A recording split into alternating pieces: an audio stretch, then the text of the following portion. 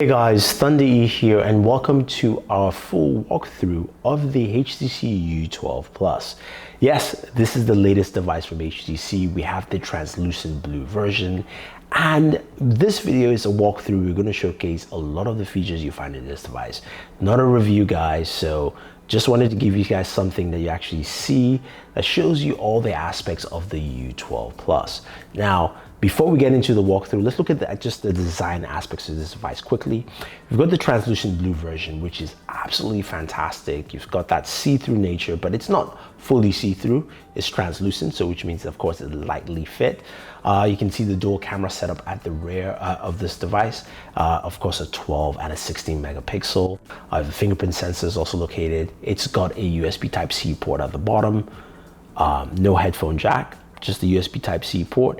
And we do have, of course, the dual front-facing cameras, two 8-megapixel cameras in the front, which of course sets a very different precedent altogether for a smartphone. So let's jump in and let's see what the U12 Plus is all about. So let's start off with the software on the U12 Plus. First thing you notice is the navigation bar on the bottom. It's quite different.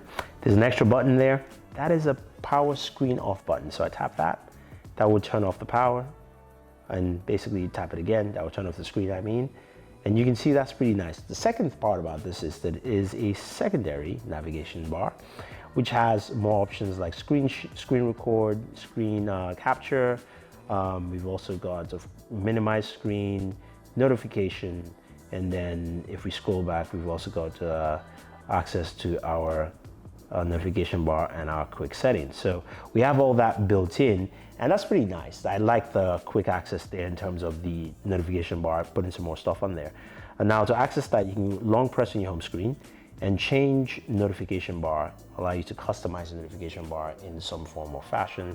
So I'm just gonna minimize that a little bit more for you guys there so you can see quite clearly. And you can customize and move things around. I can move the apps on my second bar, I can move this to the first bar, and so on and so forth. So you get the idea there. Very simple, very straightforward. The other thing, when you long press, you can also customize the Sense home screen. And this will allow you to customize some of the notifications, flash LED notifications, and a few other things in here. Pretty straightforward, nothing super crazy. Now, of course, you do have Blink Feed still there on the far left. You can go ahead and customize this. Add your Twitter, your Google Plus, if anybody uses that, Facebook, those kind of things, and also some of your sites that you want to get information on. Haven't used it in a while, but it seems pretty effective. Now the device runs pretty smooth. You've got the Snapdragon 845 processor, 6 gigs of RAM. So moving around feels pretty comfortable.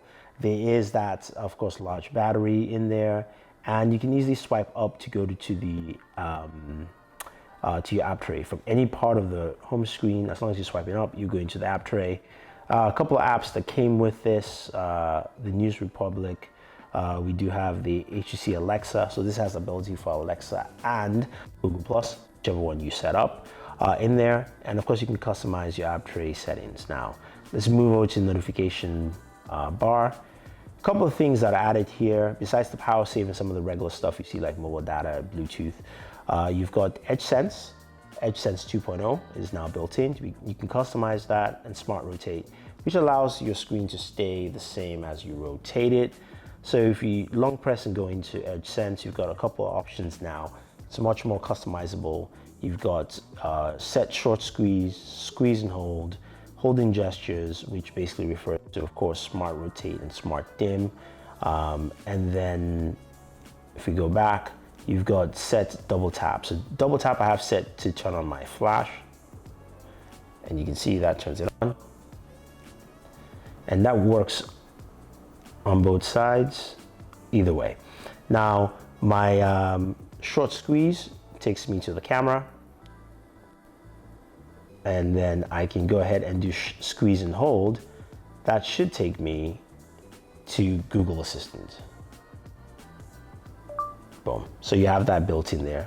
Nice, simple functionality. So some of the things you find on this device as we go into the settings menu, quickly kind of run through all the things we have here. Network settings are pretty basic, standard, nothing unconventional or different. You can do a network reset. Your device connections, you've got Bluetooth, which is Bluetooth 5.0 on this device, and the USB connections. You can also print directly from the device in HTC Connect. And then we move down to apps and notifications. You can see advanced permissions for special access and display over different applications you want to actually set those to. If we go back into battery, you can see also when we had a last full charge, power management options, power saver, extreme power saver, percentage, automatic brightness, and sleep. Of course, when you want your device to actually go to sleep and turn off. You can also do some battery optimization if we want to, and optimize all apps or whatever we want to do right here. Now, when we go into personalization, we can change the wallpaper. So things you can do from your shortcuts on the home screen, navigation buttons, as you saw, change the theme, which is something HTC allows you to do, customize your theme, edit current themes, so on and so forth. Under face unlock, as you expect, you can set up face unlock and use it on this device. It's pretty snappy and pretty straightforward. We've also got fingerprint sensor, which you can actually set up as well. Fingerprint sensor is also pretty snappy on this device. So if I were to go ahead and use it right now, it unlocks pretty fast. Now, one of the big things, of course, is edge sense. You can turn it on and off. So basically, none of that stuff works. Turn it on. You can also long press and takes into edge sense, which you saw earlier. Display gestures. You've got a couple of displays. You've got glove mode, so if you're using gloves in the winter. One-handed mode, shrink screen by tapping on the home key, but we already have a double tap on the side. Brightness levels, we can go ahead and access that. And then, of course, advanced, smart display, optimized levels for daylight, available light, color profile, so we can do DCI P3 or sRGB, and you can see it changes the color profile for you. You go ahead in there, and then you can customize it, make it warmer, cooler, depending, or just reset to default on what you're looking for. So besides that, you've also got your night mode for this device that can be turned on automatically. If you're going to sleep, you'll know that idea. You can also change the screen resolution from QHD to full HD resolution and set it for whatever you're looking for. Your screen timeout, screen rotate, display, screensaver, media gestures, 3 fingers, quick camera launch, flip camera. Again, some of these gestures are pretty straightforward and basic on there. Of course, we've got HTC Boom Sound. We've got Boom Sound speakers. And again, that's something you can activate for different mode, theater, music, and set those different modes. You've also got HTC Usonic Active Noise Cancellation, where you can actually customize and set the Usonic earphones to match your listening taste. Sounds and vibrations, pretty straightforward here.